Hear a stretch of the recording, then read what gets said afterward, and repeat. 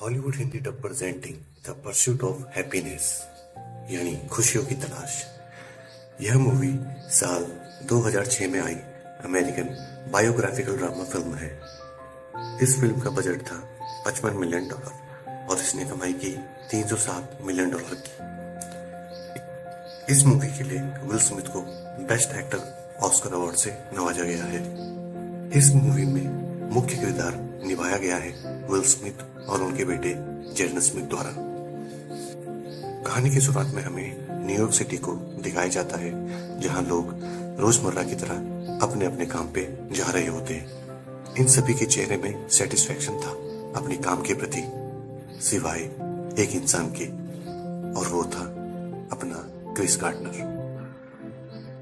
दरअसल क्रिस कोई बंदी बंधाई जॉब नहीं करता था, बल्कि उसने मेडिकल इक्विपमेंट की फ्रेंचाइजी ली हुई थी, जिसे बोन डेंसिटी स्कैनर कहते हैं। वह इन स्कैनर्स को हॉस्पिटल्स में जा जाकर बेचा करता था। उसे घर का खर्च उठाने के लिए कम से कम 2 और ज्यादा से ज्यादा 5 स्कैनर बेचने थे, पर कभी स्कैनर्स बिकते, कभी बिल्कुल नहीं। दरअसल क्रिस की आर्थिक स्थिति बिल्कुल सही नहीं होती, इसीलिए क्रिस की वाइफ लिंडा को 2 पाइयों में काम करना पड़ता था ताकि घर का खर्चा निकल सके। तभी हम व्यूअर्स को दिखाया जाता है कि एक सुबह क्रिस रोज की तरह अपना हताश और मायूस सा चेहरा लेकर अपना मेडिकल इक्विपमेंट बेचने जा रहा होता है। तभी उसके सामने एक महंगी स्पोर्ट्स कार आकर रुकती है। उस कार को देखकर क्रिस कार के मालिक से बहुत क्यूरियस होकर 2 सवाल पूछता है कि आप क्या करते हो और आपने ये कैसे किया। तो वो जेंटलमैन हंस के जवाब देता है कि आई एम स्टॉक ब्रोकर, कि मैं एक स्टॉक ब्रोकर हूं। क्रिस कहता है, अच्छा, पर इसके लिए तो काफी एजुकेशन चाहिए होती होगी। तो वो जेंटलमैन हंस के जवाब देता है कि नहीं, ऐसा बिल्कुल नहीं है, बस आपके अंदर लोगों से बात करने की कला होनी चाहिए। इस जेंटलमैन की लाइफस्टाइल देखकर क्रिस बहुत प्रभावित होता है।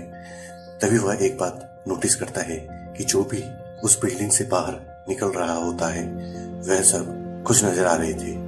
इन सभी के चेहरे में खुशी थी, और कहीं ना कहीं क्रिस को भी इन्हीं खुशियों की तलाश थी।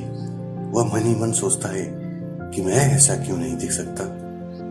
वह ठान लेता है कि उसे भी स्टॉक ब्रोकर बनना है। शाम को जब क्रिस घर लौटता है तो उसकी वाइफ लिंडा उससे पूछती है कि आज कितने स्कैनर्स बिके। तो क्रिस कहता है, एक भी नहीं। यह सुनते ही लिंडा क्रिस को कहती है कि तुम्हें मालूम है कि हमारी आर्थिक स्थिति बिल्कुल सही नहीं है। हमने 3 महीने से घर का किराया भी नहीं दिया है। मुझे 2 पालियों में काम करना पड़ता है, तब जाकर घर का राशन आता है। और तो और पुलिस भी हमारी कार को उठाकर ले गई है टैक्स ना भरने के कारण, और तुम कह रहे हो कि एक भी स्कैनर नहीं बिका। क्रिस लिंडा से कहता है कि वह इस हफ्ते 2 स्कैनर्स बेच के $500 कमाकर सारा टैक्स और किराया भर देगा, पर असल में क्रिस से एक भी स्कैनर नहीं बिक रहा होता है। अगली सुबह हम व्यूवर्स को दिखाया जाता है कि क्रिस एक ऑफिस के बाहर पहुंचता है, जहां वो देखता है कि स्टॉक ब्रोकर बनने के लिए वैकेंसी निकली होती है। क्रिस फॉर्म ले जाकर जॉब के लिए अप्लाई कर देता है। क्योंकि उसके पास स्कैनर्स होता है जिसे वह अपने साथ ऑफिस के अंदर नहीं ले जा सकता था, इसीलिए वह यह स्कैनर पास में ही मौजूद एक स्ट्रीट परफॉर्मर लड़की को थमा देता है। उसके बाद वह ऑफिस के अंदर चला जाता है। क्रिस एप्लीकेशन मैनेजर से बात कर ही रहा होता है, तभी उसे खिड़की से बाहर दिखता है कि जिस स्ट्रीट परफॉर्मर लड़की को उसने अपना स्कैनर थमाया था निगरानी करने के लिए, वह लड़की उसका स्कैनर चोरी करके भाग रही होती है। क्रिस जैसे तैसे मीटिंग खत्म करके उस लड़की का पीछा करता है, पर तब तक बहुत देर हो चुकी होती है। वह लड़की ट्रेन में बैठकर भाग जाती है। अगली सुबह हमें दिखाया जाता है कि क्रिस रोज की तरह अपने बेटे को स्कूल छोड़ता है और वापस अपनी सेल्फ कॉल पर जा ही रहा होता है, लेकिन उससे पहले उसे एक जरूरी काम करना था। दरअसल उसे स्टॉक ब्रोकरेज फर्म में एप्लीकेशन भर के जमा करना था, जिसे वह कर भी देता है। एप्लीकेशन अप्लाई करने के बाद वह सेल्स कॉल पे जा ही रहा होता है, तभी उसे वही स्ट्रीट परफॉर्मर दिखती है जो उसका स्कैनर लेकर भाग गई थी। वह स्कैनर अभी भी उस लड़की के पास ही था। क्रिस उस लड़की का पीछा करता है और अपना स्कैनर वापस ले आता है। अब क्रिस के पास एक नहीं बल्कि 2 स्कैनर हो गए थे। उस दिन भी क्रिस का एक भी स्कैनर नहीं बिकता है और वह दोनों स्कैनर्स लिए घर आ जाता है। आज भी स्कैनर्स न बिकने के कारण लिंडा को गुस्सा आ जाता है। दोनों के बीच बहुत बहसबाजी भी होती है। अगली सुबह हमें दिखाया जाता है कि क्रिस रोज की तरह अपनी सेल्स कॉल पे जाता है, पर जब वह घर वापस आता है तो देखता है कि क्रिस्टोफर और लिंडा घर पे मौजूद नहीं थे और दोनों का सामान भी गायब था। दरअसल लिंडा क्रिस्टोफर को लेकर घर छोड़कर चली जाती है। क्रिस इस बात से बहुत दुखी होता है। तभी उसे एक कॉल आता है। दरअसल यह कॉल उसे उसी ब्रोकरेज फर्म से आता है जिधर उसने जॉब के लिए एप्लीकेशन दी थी। उसे पता चलता है कि इंटरव्यू 2 दिन बाद होना है। अगली सुबह हम देखते हैं क्रिस लिंडा से मिलता है और उसे कहता है कि क्रिस्टोफर उसके साथ रहेगा। तुम्हें जाना है तो जाओ, पर क्रिस्टोफर मेरे साथ ही रहेगा। दरअसल क्रिस का इस दुनिया में अपने बेटे क्रिस्टोफर के अलावा और कोई नहीं था। वह अपने बेटे से बहुत प्यार करता है और उसके बिना एक पल भी नहीं जी सकता। क्रिस अपने बेटे क्रिस्टोफर को स्कूल से पिक कर अपने पास ले आता है। दोनों बाप बेटे खाना खा ही रहे होते हैं कि तभी मकान मालिक आके क्रिस का दरवाजा खटखटाता है। दरअसल क्रिस ने 3 महीने से घर का किराया भी नहीं भरा था। इस बात से मकान मालिक क्रिस से बहुत नाराज था। वह उसे तुरंत कमरा खाली करने के लिए कहता है। क्रिस मकान मालिक से कहता है कि इतनी रात को वह किधर जाएगा, उसका एक छोटा बच्चा भी है, उसे कुछ दिन और रहने दिया जाए। पर मकान मालिक कहता है कि उसे कमरे में पेंट कराना है, जिसके लिए उसे अपार्टमेंट को खाली करना ही पड़ेगा। क्रिस कहता है कि उसे 1 हफ्ते रहने दिया जाए, बदले में वह खुद रूम में पेंट कर देगा। तो मकान मालिक उसे 1 हफ्ते की मोहलत दे देता है। अगले दिन हम देखते हैं कि क्रिस पेंट कर रहा होता है, तभी उसके दरवाजे पे पुलिस आ जाती है। दरअसल क्रिस ने कार पार्किंग टैक्स नहीं भरा होता है, इसीलिए पुलिस उसे उठा कर ले जाती है। तभी उसे पता चलता है कि आज की रात उसे लॉकअप में गुजारनी पड़ेगी टैक्स न भरने के कारण। तो क्रिस पुलिस ऑफिसर से कहता है कि उसे अपने बेटे को स्कूल से लाना है और कल उसका इंटरव्यू भी है, जिसके लिए उसे टाइम पर पहुंचना भी जरूरी है। लेकिन पुलिस वाला उसकी एक भी नहीं सुनता। क्रिस उसे अपनी वाइफ को कॉल करने के लिए कहता है ताकि वो क्रिस्टोफर को पिक कर ले। पुलिस ऑफिसर उसे कॉल करने की परमिशन दे देता है। क्रिस लिंडा को कॉल करके कहता है कि तुम आज क्रिस्टोफर को स्कूल से पिक कर लेना, क्योंकि पुलिस ने मुझे अरेस्ट कर लिया है।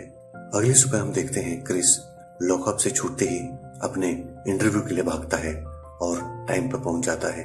कुछ देर बाद एक प्यारी सी सेक्रेटरी उसका नाम पुकारती है और क्रिस को अंदर ले जाती है।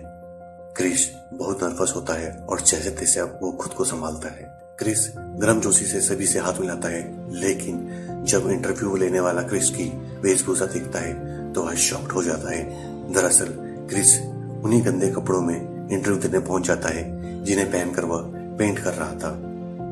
क्रिस इंटरव्यू लेने वालों को बताता है कि वह काफी देर से यही सोच रहा था कि मैं आप लोगों को अपने कपड़ों के बारे में क्या कहानी बताऊं, पर सच तो यही है कि ऐसी कोई कहानी मेरे दिमाग में आई ही नहीं। वह बोलता है कि सच यह है कि पुलिस उसे उठाकर ले गई थी जब वह अपने रूम में पेंट कर रहा था, अपनी कार का पार्किंग टैक्स न भरने के कारण। दरअसल क्रिस की इन बातों से इंटरव्यू लेने वालों की क्रिस पे दिलचस्पी बढ़ जाती है। तभी इनमें से एक बूढ़ा इंटरव्यूअर क्रिस से एक सवाल पूछता है कि एक आदमी है जिसने शर्ट नहीं पहनी है और फिर भी मैं उसे जॉब पे रख लेता हूँ, बताओ ऐसा क्यों। क्रिस जवाब देता है कि जरूर उस आदमी ने एक बहुत अच्छी पैंट पहनी होगी, इसीलिए। यह सुनते ही इंटरव्यू हॉल में बैठे सभी लोग हंस पड़ते हैं। क्रिस के इस जवाब से उन सभी पर अच्छा इंप्रेशन पड़ता है और क्रिस का सिलेक्शन हो जाता है। तभी क्रिस को एक बहुत बड़ा झटका लगता है जब उसे पता चलता है कि यह तो एक 6 महीने की इंटर्नशिप है, जिसके दौरान उसे 6 महीने तक कोई सैलरी भी नहीं मिलेगी और 6 महीने बाद भी सिर्फ 20 लोगों को ही चुना जाएगा। क्रिस हताश हो जाता है कि उसके पास ना तो अब घर है ना पैसा। शाम को लिंडा भी क्रिस्टोफर को घर छोड़ने के आ जाती है। साथ ही लिंडा क्रिस को बताती है कि उसके एक रिलेटिव ने न्यूयॉर्क में एक रेस्टोरेंट खोला है जिसके लिए उसे जॉब ऑफर आया है। कल वह न्यूयॉर्क शिफ्ट हो जाएगी। लिंडा अपने साथ क्रिस्टोफर को नहीं ले जाना चाहती क्योंकि उसे मालूम है कि क्रिस अपने बेटे से बहुत प्यार करता है, वह उसके बिना एक पल भी नहीं रह सकता।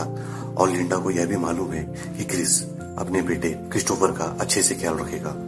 लिंडा क्रिस को छोड़कर चली जाती है। क्रिस डिसाइड करता है कि वह यह 6 महीने की इंटर्नशिप करेगा, भले ही उसे कोई सैलरी भी ना मिले।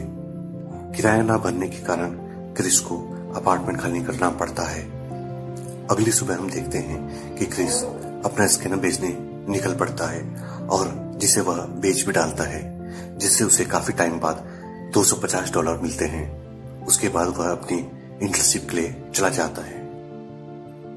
दरअसल क्रिस सुबह अपना स्कैनर बेचने का काम करता और दिन में इंटर्नशिप करता था और शाम को क्रिस्टोफर को स्कूल से पिक करता। क्रिस अपनी इंटर्नशिप में बहुत मेहनत कर रहा था। वह 9 घंटों का काम 6 घंटों में खत्म कर देता था। इसके लिए वह पानी भी नहीं पीता था ताकि उसका वक्त बाथरूम में जाया ना हो। वह दिन भर स्ट्रगल करता और रात को अपनी पढ़ाई। उसके 4 स्कैनर्स भी बिक चुके थे। दिन अच्छे कट रहे थे। तभी एक दिन उसे एक खत मिलता है जिससे उसकी पूरी दुनिया ही हिल जाती है। दरअसल उस खत में उसे टैक्स न भरने के कारण गवर्नमेंट द्वारा उसके बैंक अकाउंट से सारा पैसा जब्त कर लिया गया था। क्रिस अब पूरी तरह से दिवालिया हो चुका था। उसकी जेब में मात्र $21 बचे थे। फिर एक दिन क्रिस को एक पागल आदमी दिखता है जो उसका खोया हुआ स्कैनर लिए हुए था। दरअसल क्रिस से यह स्कैनर खो गया था। क्रिस को पता था कि अब यही स्कैनर उसकी एकलौती उम्मीद है। वह उस पागल इंसान से अपना स्कैनर वापस ले लेता है जिसे वह पागल आदमी टाइम मशीन बोलता था। उस पागल इंसान ने क्रिस का स्कैनर खराब कर दिया था। तभी हम व्यूवर्स को दिखाया जाता है कि क्रिस क्रिस्टोफर को लेकर घर लौटता है। तभी वह देखता है कि मकान मालिक ने किराया न देने के कारण क्रिस का सामान बाहर फेंक दिया था। क्रिस यह देखकर बहुत दुखी होता है क्योंकि अब उसके पास रात बिताने को छत भी नहीं बची। हर रात क्रिस की जिंदगी की सबसे बुरी रात होती है। दरअसल घर से निकाले जाने के कारण उसे और क्रिस्टोफर को पूरी रात एक पब्लिक टॉयलेट में गुजारनी पड़ी। क्रिस की आंखों में आंसू थे क्योंकि उसे अपने बेटे को पूरी रात एक पब्लिक टॉयलेट में सुलाना पड़ा।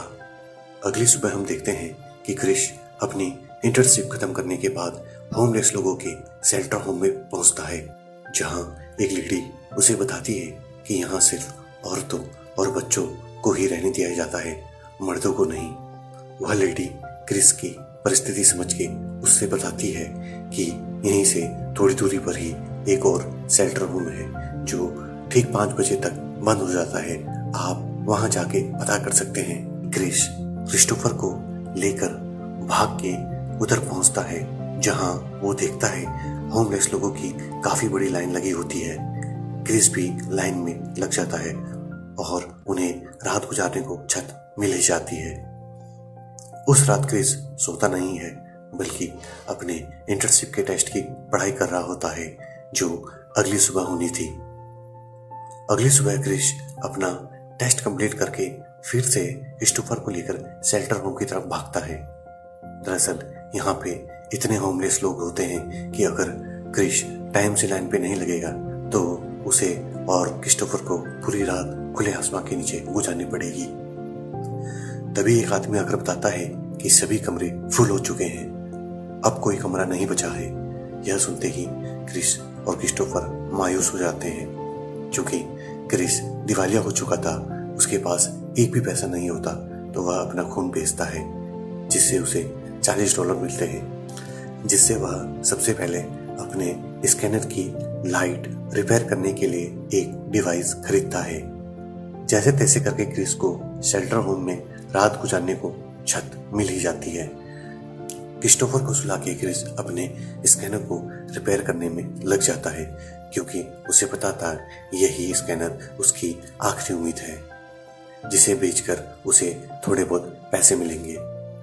वह पूरी रात जाकर स्कैनर को ठीक कर ही देता है और अगले दिन उसे बेच भी डालता है, जिससे उसे $250 मिलते हैं। उस रात वे दोनों शेल्टर होम नहीं बल्कि एक होटल में रात गुजारते हैं। अगली सुबह हम देखते हैं कि क्रिस काम के बाद क्रिस्टोफर के साथ दुनियादारी और मायूसी से बहुत दूर समुद्र किनारे जाता है, जहाँ वे दोनों काफी अच्छा टाइम बिताते हैं।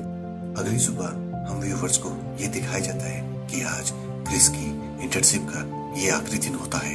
यह दिन क्रिस के लिए बहुत मायने रखता है, क्योंकि आज या तो उसका सिलेक्शन होना था या रिजेक्शन। तभी हम व्यूवर्स देखते हैं कि क्रिस अपनी कस्टमर के साथ डील ब्रेक कर रहा होता है। तभी उसे एक आदमी ऑफिस के अंदर बुलाता है। क्रिस आज बहुत नर्वस था। ऑफिस के अंदर पहुंचते ही वही बूढ़ा इंटरव्यू लेने वाला उसे कहता है कि शर्ट काफी अच्छी है क्रिस, क्या ये नहीं है? तो क्रिस जवाब देता है, हाँ, दरअसल आज मेरा आखिरी दिन है, इसीलिए मैंने सोचा आज नई शर्ट पहन के जाता हूँ। तो वो बूढ़ा आदमी क्रिस को कहता है कि यह शर्ट कल भी पहन लेना, क्योंकि कल से तुम्हारा पहला दिन शुरू हो जाएगा हमारे साथ एज अ स्टॉक ब्रोकर। क्या तुम पसंद करोगे हमारे साथ काम करना क्रिस? यह सुनते ही क्रिस की आंखों में आंसू आ जाते हैं। दरअसल क्रिस का सिलेक्शन हो गया था as a stockbroker. Chris सभी से हाथ मिलाता है। आज वह पहली बार इतना खुश होता है अपनी जिंदगी से।